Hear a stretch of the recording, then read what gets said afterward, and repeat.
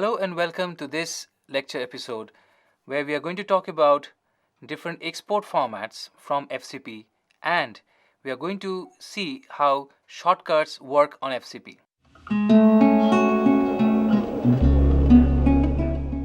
When working on FCP, if you know shortcuts for your commands, it makes life simpler. So we'll see the important shortcuts that are available on FCP. Command Z is the undo button. That is, if you have by mistake done something on FCP, you can press Command Z, which will undo the last action. Command X is cut. You select a shot and you press Command X. This will cut the shot out from the timeline. Command C is copy. You select the shot and you press Command C. It will leave the shot there and make a copy. At some other place, if you want to paste this particular copied clip, you press Command V. Command V is paste. In certain cases, you need to insert a particular clip. For that, you have the command Shift V. If I have a particular clip on my copied clipboard, I press Shift and V. So this will function like F9, which we have talked about earlier. This will insert that particular clip on the timeline. Next is Control B, or the Enable Disable button. If I have a clip selected like this, I press Control B, this will disable this particular clip, which means that I can see the clip here, but if I play back, I won't see the clip on my record monitor. I can do the same thing on the audio track. I select the clip and press Control B to disable this particular audio track. So if I play through, I won't be able to listen to the track which is on A1 and A2. On the other hand, if you want to enable this clip, you select and press the same key again, which is Control B. Next is Shift N. In Shift N, we get a freeze frame. Say for example, you have a particular image, a particular frame which you want to extend on the timeline as a freeze frame. How to do it? You have a particular frame like this. If I press Shift N, it will give me a freeze frame shot like this. So if I have a selection of say a few seconds and I want this on the timeline, I can easily take this and bring it here. This will be a freeze frame. M is the shortcut for markers. If I want to place markers either on my timeline or on my source footage, I can press M and I'll get a marker immediately. So on the rushes, if I press M, I'll get a marker here. And as I've already explained, that if you want to get to the details of the marker, press Option Command M. This will open the Edit Marker window for you. If you want to add a comment, if you want to name this marker as say Shot 2, and if you want to give different colors to your marker, you can choose from this window. Another option with marker is you can mark a particular portion within the timeline or within the shot, within the source shot. Let's see, if I want to do it on the timeline, I press M here and I press Option Command M and I go to this. If I want to add this duration, I'll say I want this to be a selection for 3 seconds. So I write 300 and I click on OK. So on the timeline, I have a marker which is 3 seconds long. If I want to mark a particular portion of the timeline or a particular portion of the source rush, I can do it by using this shortcut. The next is the Select All option, which is Command A. If I want to select all the clips which are available on the timeline, I press Command A. It selects all the clips here. If I want to select all the clips on my bin, I'll press Command A. After selecting that particular bin, it will select all the clips that are present here. This is a select all option. Next is the most important shortcut, which is Command S. This saves the project for you. You just do a Command S every time you do certain work, say after 5 minutes or 10 minutes. This will ensure that the project is safe and saved. Next is match frame, which is F. If I want to go to a particular rush from the timeline, say for example, there is a shot here, I want to go to the rushes or the source files. So what I do is I press F. When I press F on the source monitor, I automatically get the rush file. If I want to locate this particular rush on my bin area, that is my browser, I will have to select this particular shot here like this, click here and press Shift F. This gives me the location of the file on my browser. Next is Control G, or the close gap option. In a timeline like this, say for example, if I don't have a clip here and I have a gap here, I want to delete this gap. That is, I want the timeline to my right to come and join this on the left here. So I take the playhead here and press Control G. This is a close gap option. Next is the JKL key, which is the most important key for the editor because this is our navigation keys. K stands for stop, J is rewind, and L is play forward. Here, if I press L, this will start playing. If I press J, it will rewind, and every time I want to stop it, I will press K. Pressing L twice or thrice will fast forward the footage like this, and pressing J twice or thrice will rewind the footage fast like this. And every time I want to stop, I'll have to use the key K. Next is the P key, or the pen tool. If I select P, I will automatically get the pen tool. Look here on the tool palette. If I press P, I will get the pen tool. This is also quite convenient when I am balancing the audio. If I have the audio rubber band selected and I immediately have the pen tool, and I can add keyframes and do a fade out if I want to do that. Next is INO, that is in and out. As we have already discussed, if I want to make a selection within the rushes, I'll press I to select in and I'll press O to select out. Next is U. Command U gives me a subclip. If I want to make a subclip from this particular source file, I'll select in and out and I'll press Command U. This will automatically give me a subclip. The nature and functions of a subclip is already explained in our previous lectures. Next is the T key. If I want to see the timeline properly, I'll press Shift T. Shift T zooms into the timeline vertically. That is, it stretches the timeline vertically so that I can see the tracks properly. And if I further press Shift T, it will come back to the smallest possible size. And I will get to my comfortable size by pressing Shift T again. Next is R, or the render key. If you have something for render, say for example, here I see a red line, which means that I need to render this image. I select and I do Command R. This will automatically start rendering this particular clip. Rendering has different options. If you go to the menu, you have render selection and render all, which means that if I am selecting a clip, it will render these things. The lines which are selected.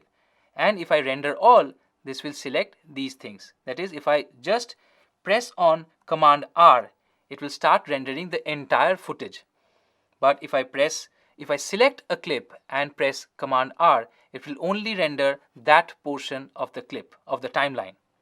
The next is W. Command Option W is a shortcut for showing the waveform on the timeline and hiding the waveform. So if I press it, I'll see the waveforms here, and if I don't want it, because this makes the computer a little slow, if I don't want it, I'll press Option Command W again, which will hide the waveform. The last key in this series would be the Q key, which is the quit button. If I press Command Q, it will quit the application. This is applicable for all Mac softwares.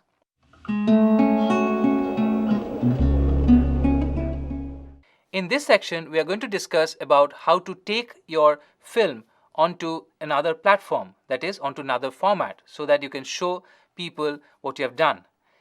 In this context, I must mention that there are two formats in which you can take your export. One is a soft format and one is a hard format. A soft format means when you are taking the file onto a digital system, that is, you are taking the file as a digital file on a hard disk or on a DVD or something else. And the hard format is when you're taking it on a cassette, either analog or digital. So let's start with the hard transfers.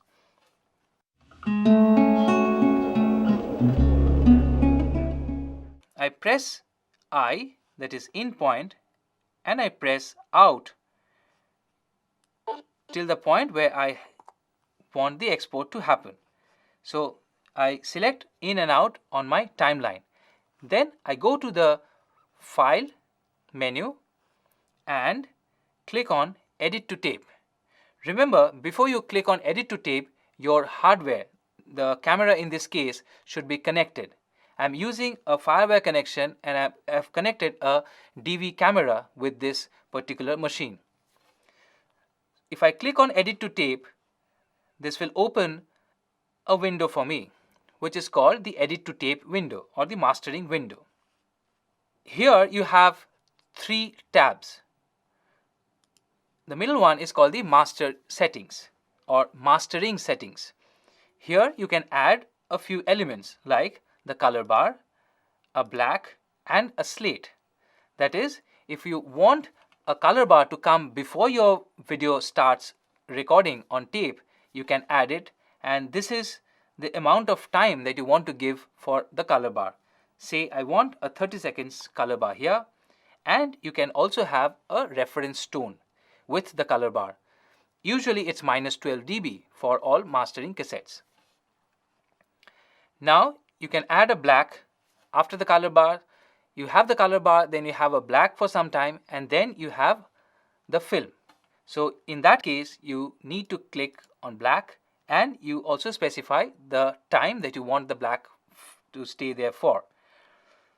Then you have a slate option where you can add a text. The text can be the name of the sequence, or you can add your own text. That is, if I add final film here, this text will appear on the tape for say 10 seconds, or if I want to change it, I can change it to 15.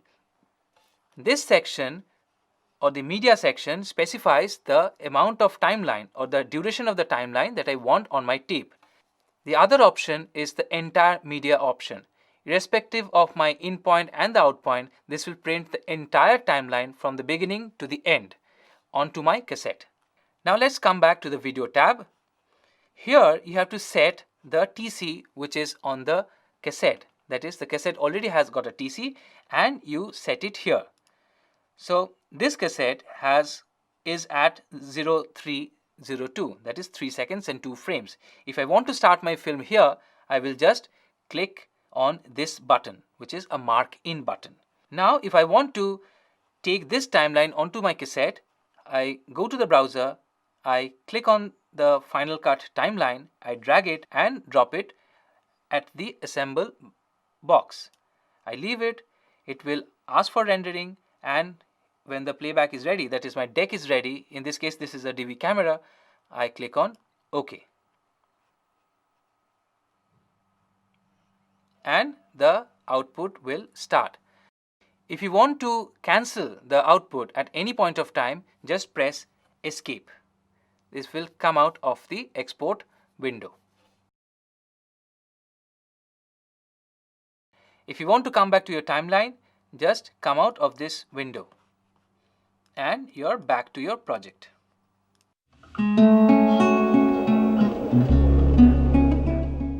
Apart from cassettes, you can take outputs on DVDs and as MOV files or video files.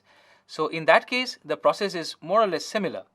You finalize your timeline, you balance your audio, and you mark your timeline in and out. If it's the entire timeline that you want to export, select the entire timeline with in and out. Then go to File, click on Export, and click on QuickTime Movie. This opens a window for you, and there is a setting button here. The current settings actually takes the settings of your timeline. So if you're working on an HD platform where you're working with, say, a 1920-1080 timeline, the file that you're going to export with the current settings option on is going to give you an exact timeline settings video file. This is the format that gives you the native quality that is already there on your timeline. If you want to export at some other resolution, you have a lot of options available on this particular column. Say, if I want from an HD timeline, I want a DVPAL converted MOV file. So I'll click on DVPAL 48, say for example, and I'll click on Save to save this MOV file. This won't give me the timeline settings, but it will give me a DVPAL MOV file. Including audio and video is by default, it's present. If you only want the video or if you only want to export the audio, you can do it by selecting the options here. Make sure that Make Movie Self-Contained is checked. If this is not checked, it will only export the part which is not rendered. So it will only play back on the computer that you are working on. If you take this video file onto some other computer, you won't be able to play back that video file. So make sure that this particular box is checked. You click on Save and that's it. Your film will be saved as a video file. With this video file, you can burn a DVD with softwares like Toast, DVD Studio Pro, or anything similar. Or you can take this MOV file to some other platforms, like you can take this on a hard disk, you can take this MOV file onto another studio where you want to take a tape out if you do not have the infrastructure present at the computer that you're working on.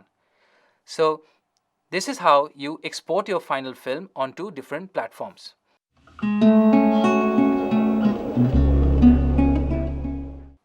While exporting your project, you can also take your project timeline onto some other softwares. Like if you want to do an export for your audio designer, in that case you need to export your timeline where you have handle lengths of your clips to your audio designer so that he can change the cut points if he wants to.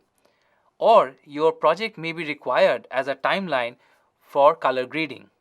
So let's see how you can do these kind of exports from your FCP timeline. In case of audio, what you do is you go to File and go to Export and click on Audio to OMF. You can give a handle length of, say, approximately 10 seconds and click on OK. So my sequence1.omf is getting saved on my desktop. I only have 2 tracks here. Let's go out of this and let's open a software which only deals with audio. In that case, I'll open the software and I'll import the OMF file. I'll import OMF. I'll go to sequence 1 OMF, which is placed on the desktop, and I click on import OMF. See, this will bring in my audio tracks as a timeline on my new software, which is meant for sound designing. The advantage here is that if I want, I can stretch this audio track and I will get information here. This is my export option for audio designing. In case I need this for, say, color grading, I need the images onto another software again as a timeline. So what to do in that case? For that case, I have to go to File, go to Export option, and either click EDL or click on XML. EDL cannot take text files or graphic files. In case of XML, you can also export your title cards, your subtitle cards, or your film credits, everything onto another software. So it all depends on the use. Be careful, some softwares may not accept XMLs. So let's click on EDL. This is CMX 3600, which is the best known standard for EDLs. And I only want, say for example, video. So the target video is V1. And I click on OK. And I save this as sequence1.edl. I've already saved one, so let's replace it. It's here. Now let's go to the color grading software. In this case, let's choose color. I go to File and I click on Import and I click on EDL. Users, Desktop, and Sequence 1. So I open this EDL file onto my project. That is, I click on Open. When you open this, this will open a color project for you, which is here. Now I have the clips placed one after the other on a color grading software. Here I can do minute color corrections and specific treatment can be given to the clips if that is necessary for my project. This is the end of our series of lectures on Final Cut Pro. Hope this series will be of great use to you and you will make good films in future.